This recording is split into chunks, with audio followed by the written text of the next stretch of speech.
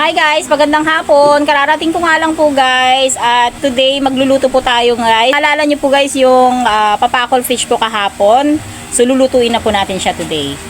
Ayan, nalinisan na nga po guys. So, ang plano ko po dito is gawin po natin siyang parang escabeche style. Ayan. Nagayat na nga rin po ako dito guys ng sibuyas, ng luya, ng bawang. Meron po tayo dito tomato sauce, pampalasa patis, ginisa mix, mantika kasi piprituhin po natin yung isda guys. At meron po tayong vegetable dito guys. Merong carrots, bell pepper, dalawang kulay po yan, and onion leeks.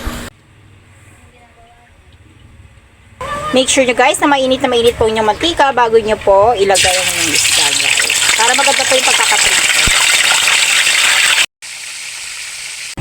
Ipiprito ko nga lang pala ng bahagya itong mga gulay niya guys. Para mas malambot sa mamaya.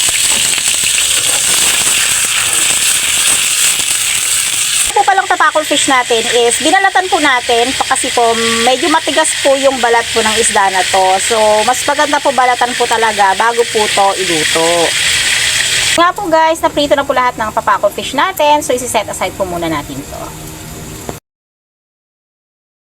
Luya. Gamit ko po dito ay Del Monte tomato sauce. Again guys, hindi po ito sponsored guys. Gusto ko lang po siyang gamitin.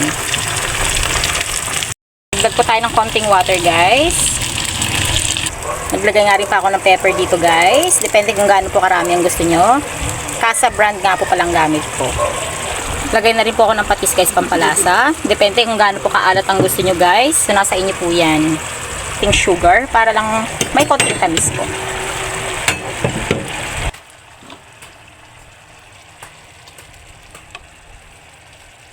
Pwede na rin po natin ilagay itong gulay natin guys. Half cook po ito kanina nung niluto ko guys. So this time pwede na po natin ilagay.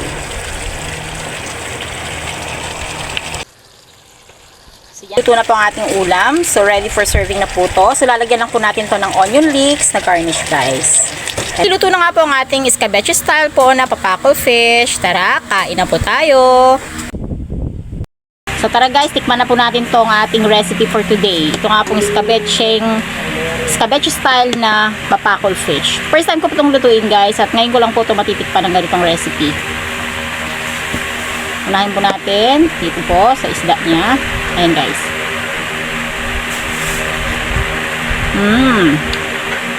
Masarap siya guys. Tama-tama lang din po yung pagkakaprito ng isda. Oy, alis ka naman dyan ah. Masarap po yung sauce. Akmang-akma po dito sa isda guys. Wow, masarap. It's a new recipe guys. Ulit-ulitin ko to. Try nyo rin po to guys sa bahay ninyo.